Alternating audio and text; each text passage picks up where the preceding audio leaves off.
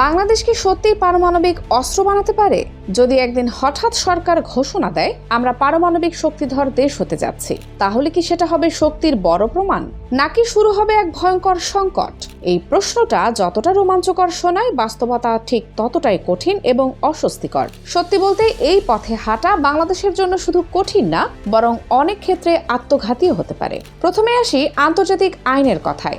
বাংলাদেশ নন proliferation ট্রিটি বা NPT নামে একটি গুরুত্বপূর্ণ চুক্তিতে সই করেছে। এই চুক্তির মূল লক্ষ্য হচ্ছে বিশ্বের নতুন কোনো দেশ যেন পারমাণবিক অস্ত্র তৈরি না করে। এর মাধ্যমে বাংলাদেশ আন্তর্জাতিকভাবে প্রতিশ্রুতি দিয়েছে যে আমরা কখনোই পারমাণবিক অস্ত্র বানাবো না। এখন যদি এই প্রতিশ্রুতি ভেঙে কোনো সরকার এমন উদ্যোগ নেয়, তাহলে বাংলাদেশের অবস্থান মুহূর্তেই বদলে যাবে। আমাদেরকে একটি অবিশ্বাসযোগ্য এবং ঝুঁকিপূর্ণ রাষ্ট্র হিসেবে দেখা হবে এবং আন্তর্জাতিকভাবে আমরা অনেকটা একঘরে হয়ে পড়ব। এই একঘরে হয়ে পড়ার সবচেয়ে বড় প্রভাব পড়বে অর্থনীতিতে। বিশ্বের বড় বড় শক্তিধর দেশ যেমন যুক্তরাষ্ট্র বা ইউরোপীয় ইউনিয়ন বাংলাদেশের উপর কঠোর অর্থনৈতিক নিষেধাজ্ঞা দিতে পারে। এর ফলে তৈরি পোশাক খাত, যা আমাদের অর্থনীতির মেরুদণ্ড, সেটি প্রায় বন্ধ হয়ে যেতে পারে। বিদেশে কর্মরত প্রবাসীদের পাঠানো রেমিটেন্সেও বাধা আসতে পারে। আন্তর্জাতিক ব্যাংকিং ব্যবস্থা থেকে বাংলাদেশ বিচ্ছিন্ন হয়ে গেলে আমদানি রপ্তানি কার্যক্রমও বন্ধ হয়ে যাবে।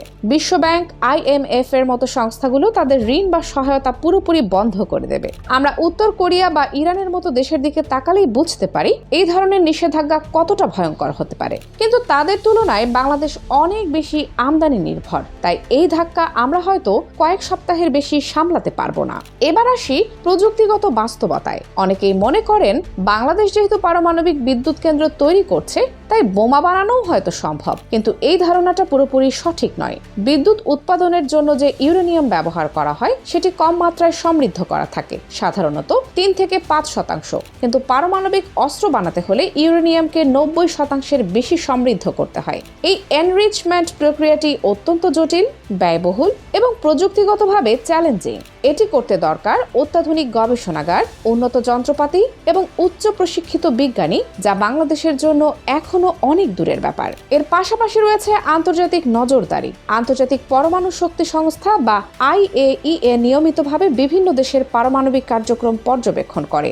তাদের লক্ষ্য হলো কোনো দেশ যেন শান্তিপূর্ণ প্রকল্পের আড়ালে গোপনে অস্ত্র তৈরি না করতে পারে। আধুনিক স্যাটেলাইট প্রযুক্তি, তথ্য বিশ্লেষণ এবং সরাসরি পরিদর্শনের মাধ্যমে তারা এই কাজ করে থাকে। তাই গোপনে কোনো পারমাণবিক কর্মসূচি চালানো প্রায় অসম্ভব হয়ে দাঁড়ায়। ভূ রাজনৈতিক দিক থেকেও বিষয়টি খুব ঝুঁকিপূর্ণ।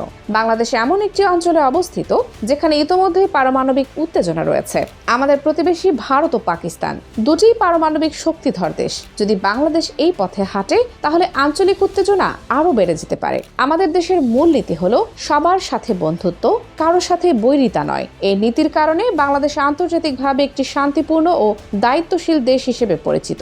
আমরা জাতিসংঘ শান্তিরক্ষা মিশনে গুরুত্বপূর্ণ ভূমিকা পালন করি এবং বিশ্বে একটি ইতিবাচক ভাবমূর্তি তৈরি করেছি। পারমাণবিক অস্ত্রের পথে হাঁটা মানে এই পুরো ভাবমূর্তি নষ্ট করে ফেলা। সবকিছু মিলিয়ে বলা যায়, পারমাণবিক অস্ত্র তৈরি করা শুধু প্রযুক্তিগত বা অর্থনৈতিক চ্যালেঞ্জ নয়, এটি একটি বড় রাজনৈতিক এবং কৌশলগত ঝুঁকিও। এটি এমন একটি সিদ্ধান্ত যা দেশের ভবিষ্যৎ, অর্থনীতি এবং আন্তর্জাতিক অবস্থান সবকিছুকে হুমকির মুখে ফেলতে পারে। তাই বাস্তবতা হলো, বাংলাদেশের জন্য এই পথ বেছে নেওয়া কোনো শক্তির প্রতীক নয়, বরং এটি হতে পারে এক বিপজ্জনক ভুল সিদ্ধান্ত।